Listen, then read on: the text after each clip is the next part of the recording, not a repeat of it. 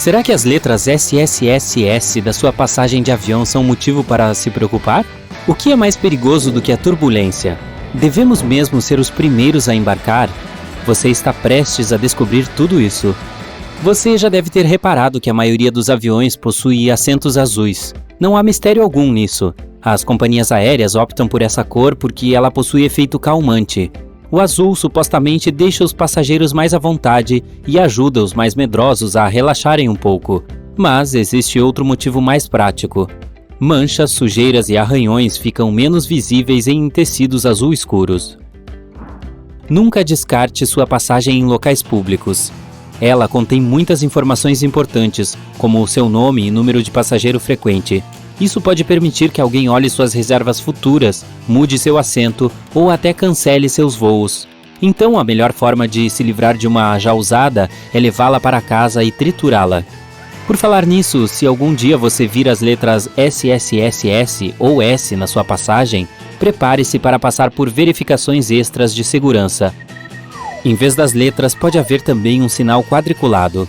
De qualquer forma, se houver alguns desses símbolos, sua bagagem também pode precisar passar por uma inspeção mais minuciosa. Por que podem escolher você para uma triagem secundária? Alguns dos critérios são comprar uma passagem só de ida ou pagar em dinheiro. Em alguns casos, a seleção é totalmente aleatória. Veja bem, o portão está aberto e o embarque já começou. Espera, para onde você está correndo? Não precisa ter pressa. Viajantes experientes seguem a regra sempre embarque por último. Primeiro, você não tem que perder tempo esperando em uma fila. Segundo, há menos gente na ponte de embarque e no corredor. E você passa menos tempo dentro do avião. Seu lugar já está marcado, ninguém vai tomá-lo de você. Mas existe uma exceção. Se estiver carregando uma bagagem de mão gordinha, faz sentido não deixar para embarcar por último. Caso contrário, é bem provável que o compartimento acima do seu assento já esteja cheio quando você chegar. Aí terá que guardar suas coisas em outra parte do avião. E na hora de desembarcar, terá que esperar outros passageiros saírem para só depois pegá-las. Antes de decolar e aterrissar, os comissários de bordo geralmente travam a porta do banheiro. Isso impede que ela abra em momentos inadequados. E com a mesma tranquilidade, eles podem abri-la enquanto alguém ainda está lá dentro. Veja bem, basta levantar a placa onde está escrito banheiro e mudar a alavanca para a posição destravada. Os pilotos não estão nem aí para a turbulência. É que eles já sabem que existe algo mais perigoso que ela, a corrente de ar ascendente. Na maioria dos casos, a turbulência só faz a aeronave descer alguns metros, embora para quem esteja dentro seja parecido com cair de um prédio enorme. Se a turbulência for forte o suficiente a ponto de os pilotos pedirem aos comissários para se sentarem, o avião pode baixar entre 10 e 20 metros. Casos mais extremos que isso são super raros. Mas a corrente de ar ascendente é uma grande massa de ar, parte de alguma tempestade ou outro fenômeno climático, que se move para cima. Os pilotos não veem esse tipo de corrente em seus radares à noite. E quando uma aeronave atinge uma delas, é como se você estivesse dirigindo sobre uma enorme lombada a mais de 800 km por hora. A corrente de ar ascendente também é muito traiçoeira, pois pode empurrar o avião para cima, para altitudes perigosas. Os aviões modernos possuem um sistema especial que detecta outras aeronaves, montanhas e diferentes objetos sólidos que estejam em seu caminho.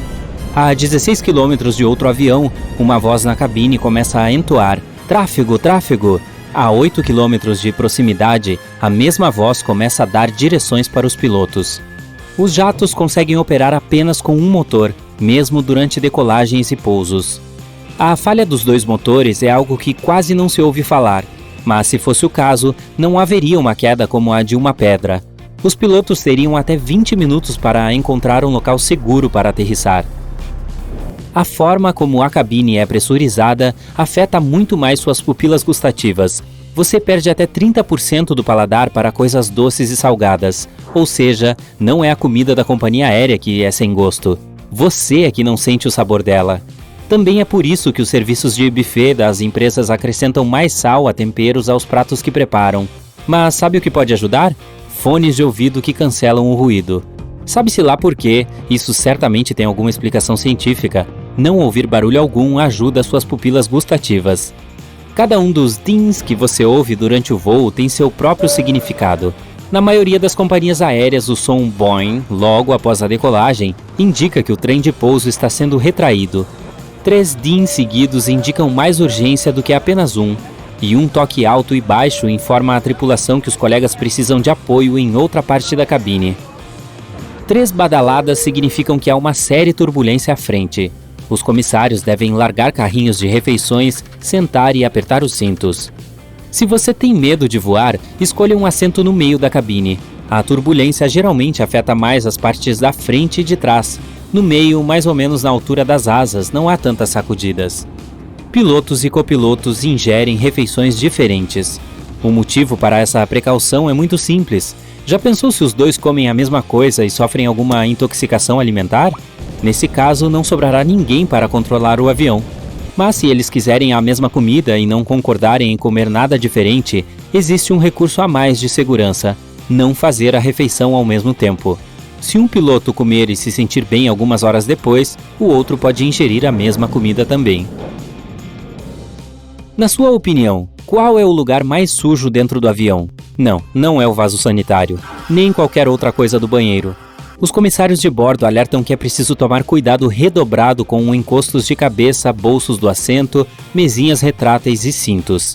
Experimentos mostraram que 1/3 de todos os cintos de segurança possui leveduras de mofo.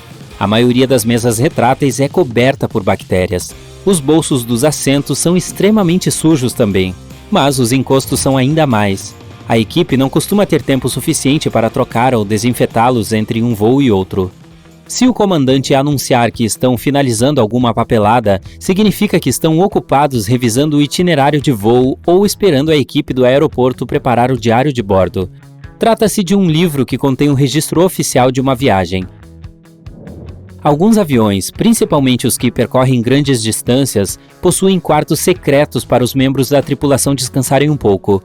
Esses locais, chamados de compartimentos de descanso da tripulação, ficam na parte de trás da aeronave ou atrás do cockpit e podem ter até 10 camas confortáveis.